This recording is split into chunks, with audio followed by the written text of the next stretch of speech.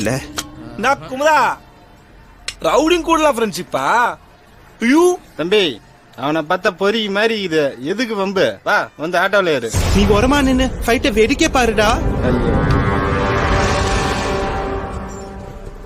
18 வயசு கீழே உள்ளவங்க, இதே பலவீனமானவங்க, பிரெக்னென்ட் லேடிஸ் இந்த ஃபைட்டை பார்க்காதீங்க.